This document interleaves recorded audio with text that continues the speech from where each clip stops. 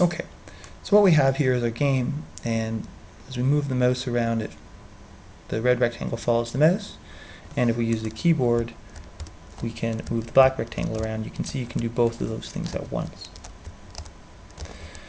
So what I want to happen is that when I hover the red rectangle over the black rectangle, I want to acquire points. So one thing to make sure you understand at this point is that,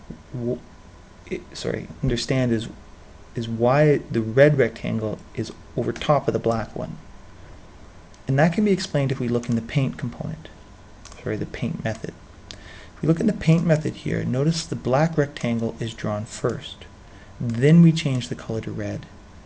Then we change the then we draw the red rectangle. When you're painting things to the screen, it just paints them right on top of each other. So there's an order here that happens, and the last thing painted is going to be on top. And in our case, it's the red rectangle.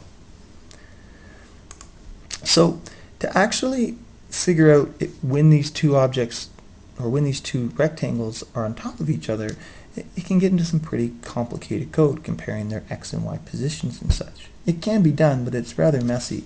And what I like to do is use someone else's code when I can. And that's where these two rectangle objects come in useful. So we've created these two rectangle objects.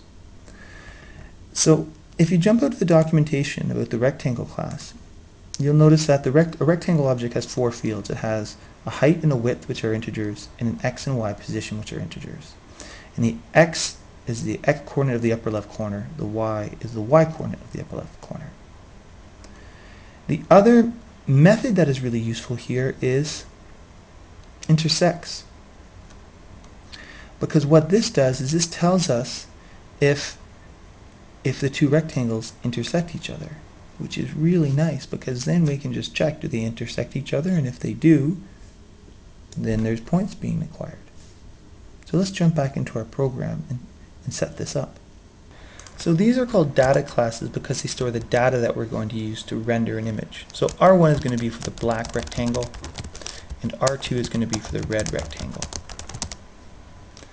So the first thing we have to do in the init is we have to initialize these things.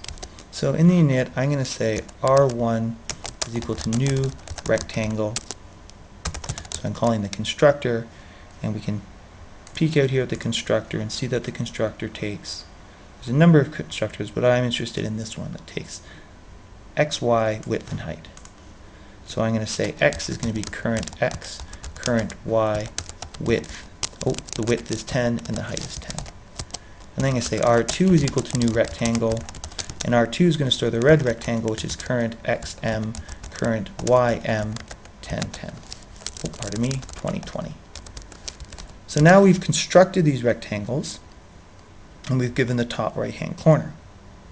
So what happens is I have to continually update the x position and the y position for these rectangles. And where I'm going to do that is I'm going to do that in this action performed method, because this is a method that's continually being called at a fixed time interval. So I want to continuously call this method and update the position of those rectangles. So I'm going to update the rectangles before I repaint.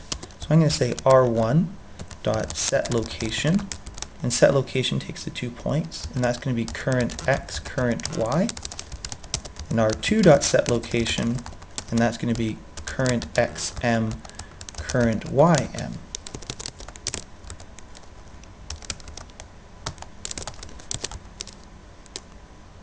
There we go. So now let's build this to make sure everything's okay. Oh, we still have it up and running here, so let's close that down. Let's build this again. Success. So now I have all this information about these two rectangles inside these rectangle objects. So what I can then do is I can use that Boolean method called intersects, and I can do if R1.intersects R2, so that's going to return a Boolean. Well, what do I want to do if R1 intersects R2? Let's for now just go system.out.println touching. So that's going to continually print out touching over and over and over again. And again, that's going to be called just before the repaint method hits. So we run this. Oh, we run this. So now, but if I get really close to it, it's touching. So what I want to do here is test my limits. The bottom right hand corner, good. Bottom left hand corner, good. Top, good. Bottom. So now what I've done is I've found a way to register that these two rectangles are touching.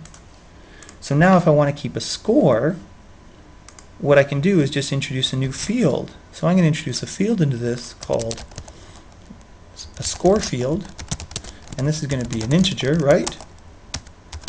And the score is initially 0, so whenever they're touching, what do I want to do? I want to add 1 to score, so I'm going to say score is equal to score plus 1. And then let's just for fun here, let's go touching, and let's output the score so the user can see that. So I'm going to build this file. I'm going to run my game now, and notice when I touch it, now it's keeping track of the score. I stop, and the score continues to build up. Well, this is great that I can see my score in my general output, but what I really want is I want it to show in my applet. So in the next video, we're going to start putting some of the score and such onto the screen. I hope that helped.